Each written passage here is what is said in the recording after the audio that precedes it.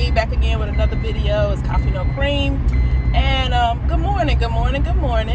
It is Wednesday, the 29th. I think it's the 29th. Yep, the 29th. And I wanted to just, give a little video because I did one video about the young lady, Na'ziah Harris, but I wanted to give kind of an update on some information I have found out. But before I do, let me do my intro. Y'all know I always forget. It's me, Coffee No Cream. On my channel, we discuss a lot of things, a lot of controversial issues. We also discuss femininity, masculinity. We also discuss Jesus Christ, our Lord and Savior, always and forever. And we have, and we also talk about topics surrounding different things about being black in America. I gotta mention that. Y'all know I have to mention that. Okay, so I'm gonna do two videos today. The first video is gonna surround the young lady Na'ziah Harris. So if you are new to my channel, I want to say welcome and thank you for visiting. If you are a returning person or a subscriber, I want to say thank you for your support. It's greatly appreciated. So the young lady Na'ziah Harris, I did a video on. If you watched it, I want to say thank you for watching it. Hopefully you all can spread that information that I put out, and it can bring awareness to somebody somewhere that may be going through some type of trial, tribulation, adversity in that area, whether it be someone is possibly experiencing abuse, and either someone possibly watching somebody experience abuse and they don't know what to say and how to say it. So the first part I want to say before I jump into this young lady's case again, because as I said, I got some updated information. The first thing I want to talk about is what grooming is, because a lot of people don't know what grooming is. Grooming is a preparation designed specifically by predators, pedophiles. I don't think I'm supposed to say that word. Pedos, okay, whatever. Rapists that consists of acclimating, trying to get a child to be comfortable with small things first, and then they will eventually attack. And it starts off very minute. It starts off very, sorry y'all, it starts off very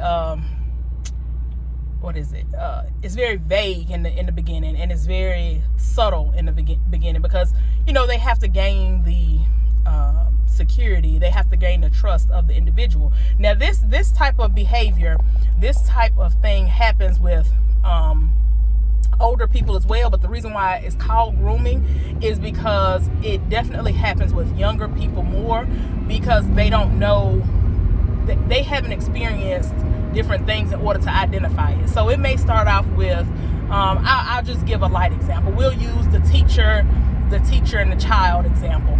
So I had someone that I knew, their little boy ended up being groomed and eventually sexualized by a teacher. How it happened, this person I knew would say, yeah, my son is making good grades, he started slacking in this area, and his teacher asked could he stay after school.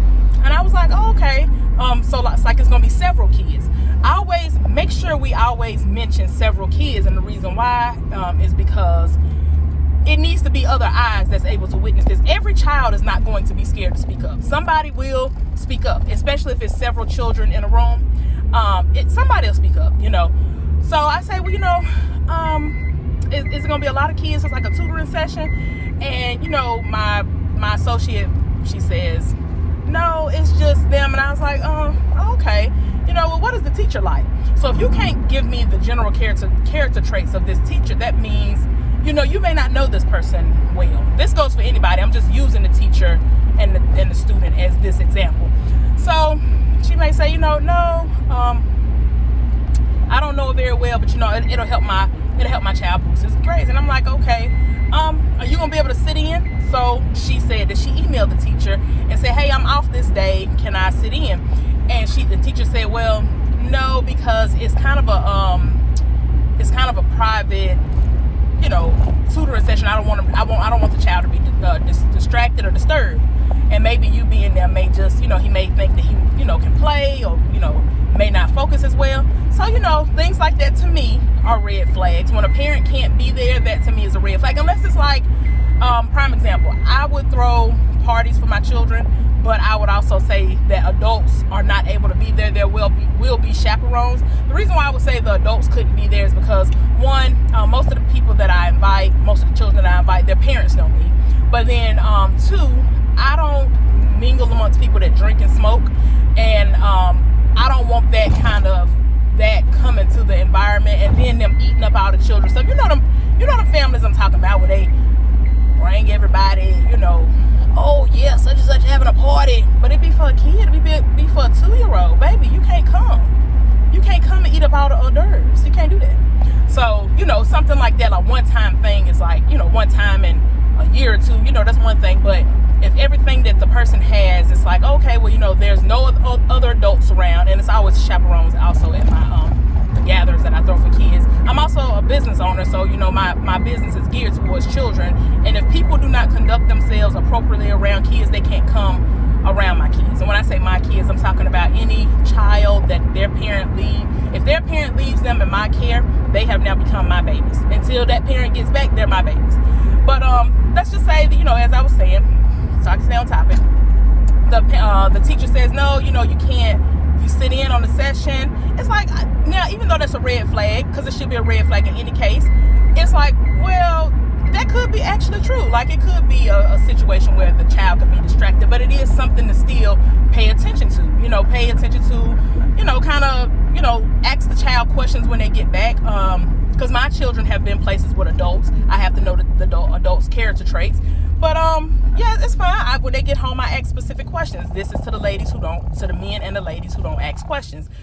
That perpetuates grooming. When other adults know that you don't speak to your children, or they feel like you don't have a certain love or care for your kids, they will definitely, those are the ones they prey on, which was kind of what happened in the Na'ziah Harris case. And again, we'll get back to it.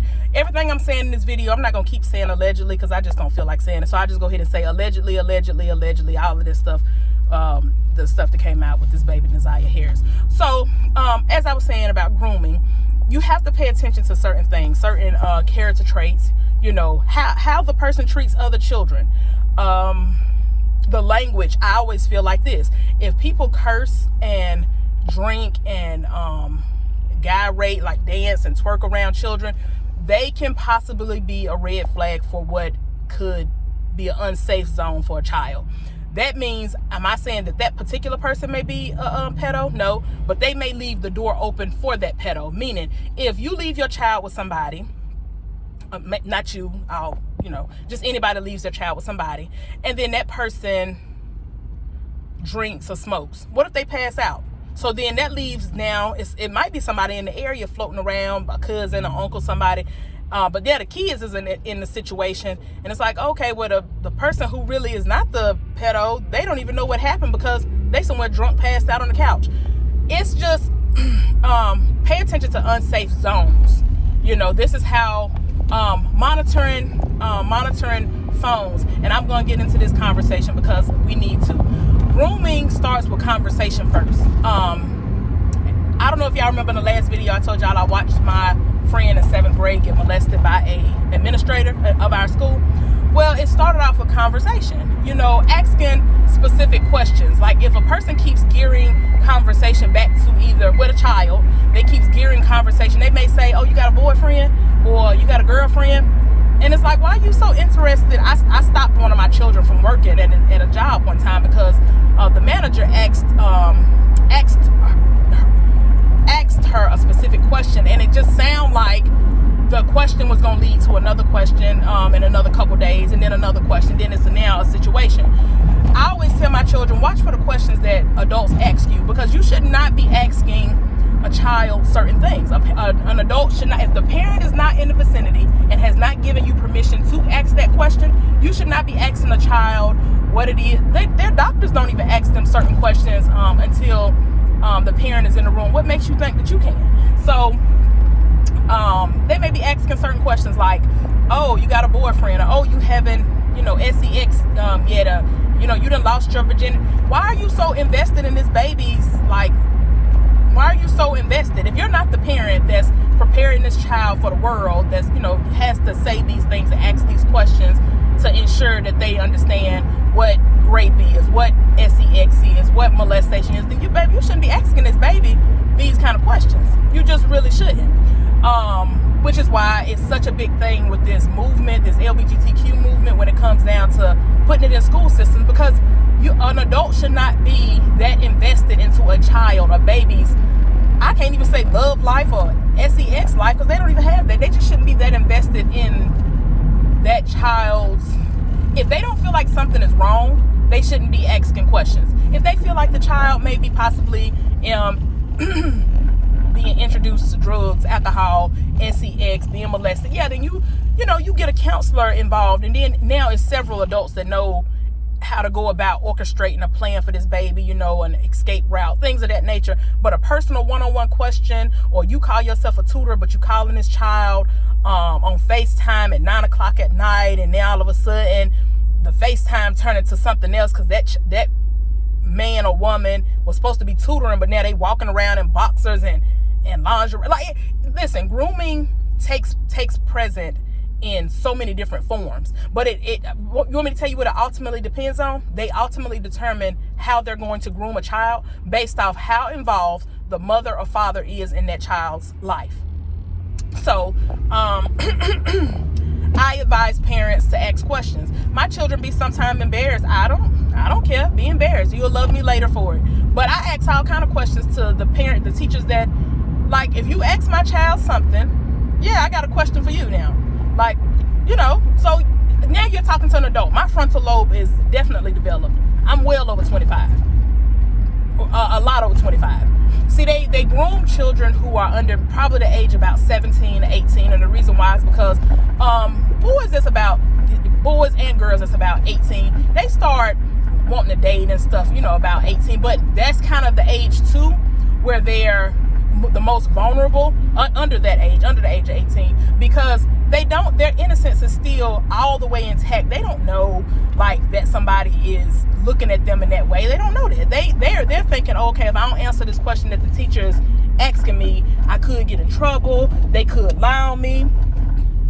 Pay attention. Grooming comes in the form of physical touch too, just so we know, not just conversation. It could be a person keeps walking up, touching in your child's hair. It could be a person that keeps walking up, acting as if, oh, I'm so proud of you, but keeps hugging on them. But then the hug turns into something else. It's not a genuine hug. Grooming can come in so many different forms, but it starts off, to the eye of the child, it starts off innocent. They don't know that they're being groomed. So that's why it's called grooming, because they have to prepare the child to trust them. So they're going to start off subtle. And then now we're going to go to something different. Now it's going to be something else. Now it's going to be, until all of a sudden now it's then turned into a whole situation. So I want people to pay attention to what grooming looks like, especially in, like I said, children under 17. And the reason why I don't put emphasis on 18 is because a lot of kids, they want to declare themselves grown at 18. And I ain't gonna lie, I see them as being of age. I don't see them being, 21 just always been the age that I thought that kids was like, they didn't walk into, complete adulthood. So yeah, I'm saying all that to tell you all that the Na'ziah Harris case didn't start off for just her being great. It started off from a form of grooming. Nobody saw her being groomed. She wasn't able to tell that she was being groomed, so she wasn't able to tell anyone that this person has asked her questions. So I'll give you all another example. I'm moving this phone around a lot, y'all, so just be patient with me, please. Hold on. But the little girl was not able to,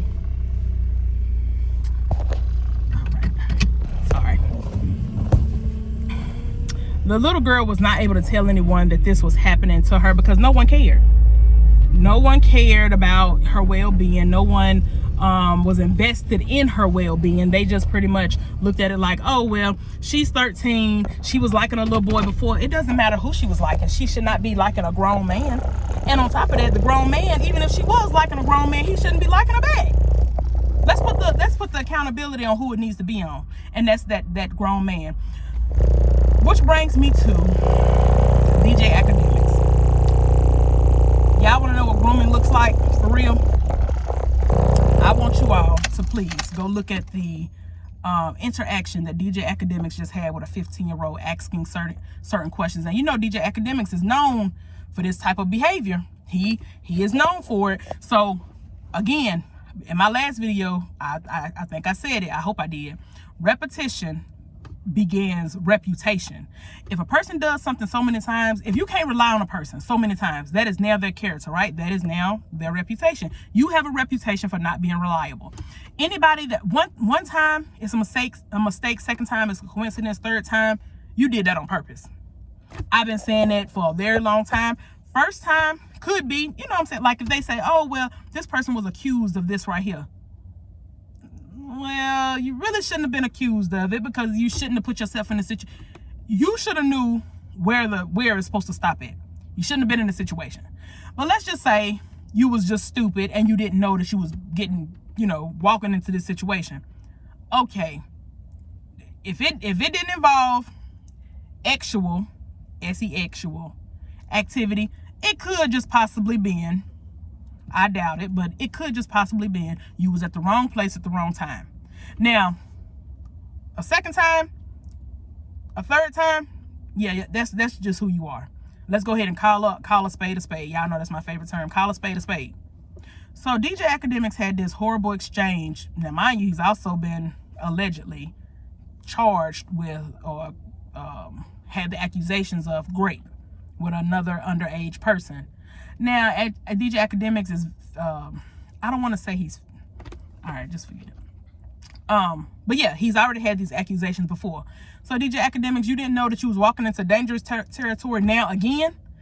Sir, that's who you are. So then he got mad at everybody after, y'all go look at it, after the exchange that he had with this 15-year-old boy. The 15-year-old boy is saying like, dude, like that's grooming. Not only is it grooming, it's, you know what I'm saying, it's weird, it's pedo behavior. And the little boys, you can tell the little boy is getting very uncomfortable. DJ Academics, he don't stop there. He don't care that the little boy is feeling uncomfortable. He gonna keep going. So then he turns around and says, so what?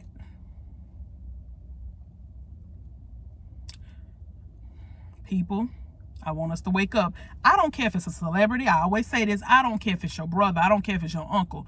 If you have inappropriate behavior with a child, inappropriate exchange, conversational or physical exchange with a child, I say a child to me, under 18, and truth be told, if you're of a certain age, you really shouldn't be talking to nobody that's over the age, under the age of 21. That's just me.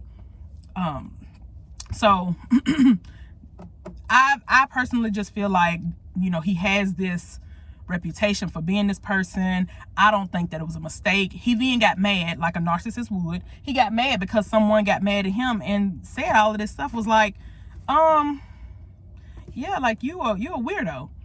Oh, I support people. If you think I'm a weirdo, what do you want people to think? Are you trying to gaslight people to make people think that we didn't hear what we heard? Because we heard you, sir. We heard you say this to this baby. We heard the little boy say, that's inappropriate, that's grooming. We heard him say all of this stuff. So for you to say then that you're mad at us, the viewers, the other streamers, the other supporters that you have, for now peeping this behavior, you trying to make us believe that what you're doing is okay. We don't believe it, Academics. Hello, this is Coffee No Cream. Please, if you need to, I'm like Cam Newton. I ain't hard to find. This is my channel. And I said it. I stand on it. I don't have no, you know, I'm a woman. I'm not finna fight with you, DJ Academics. I ain't finna do none of that. But what I will do, I will take it to the Bible, show you where you was wrong. And I will definitely tell you face to face from woman to man, an older woman to a man, that you was wrong. You should not have said that. You should really be in jail for it. Somebody should file suit on you. But I'm not the parent, but I'm going to say this. If the parent is listening, I want you to file suit. You should definitely file suit. Because that right there was a form of grooming. He was trying to make your child engage in a sexual conversation. That is a form of grooming. that's my grooming conversation, you all. I want everybody to go check out that video. Please come back to my channel once you have. And I have another video for you all. I'm gonna get to it. You know what y'all didn't tell me? Y'all didn't tell me that I keep saying Nobody put in the comments Jason, nobody put in there Paul, Sierra. Nobody said. You keep saying and I want you to stop. I'm up for correction, and I'm up for what is it called? Constructive criticism. Please tell me. I had no business. I said 42,000 times in the other video. Maybe because I was just so upset about it, but I probably said a lot. Probably my word. I'm gonna try to work on it, y'all. But anyway, in the meantime, in the between time, y'all know how I do. I wanted to bring y'all that video about grooming. Hopefully you all can watch for these things, not even just in your own children, but other children as well. Keep yourself safe, keep those babies safe, keep God first, and I'll talk to y'all in another video. I'm gonna do it today, so I make sure I upload it. If you like my hair, you can definitely, leave a comment. If you don't, you can leave a comment too. But I'm gonna keep it like this for about another week, and I'm gonna change it up. I don't know if y'all like the curly or you like the short. I don't know if you like the braids. Whatever you like to see me in, I appreciate it. And if you don't like to see me in, and I ain't gonna tell you no lie, probably still wear what I want to wear. But I still respect your comment and your compliments or your insults. I'm not above, being corrected or checked. But yeah, it's just a little shortcut that I tried to do. Something professional, because I had to go to the DMV this week. I was on vacation, so I have a lot of time to do some videos for y'all, and I'm gonna do about 3 or 4 more, hopefully. Don't hold me to it, but I'm gonna try. But in the meantime, between time, y'all know how I do. It's me, Coffee No Cream. Come back to another video, and I'll talk to you soon. Peace.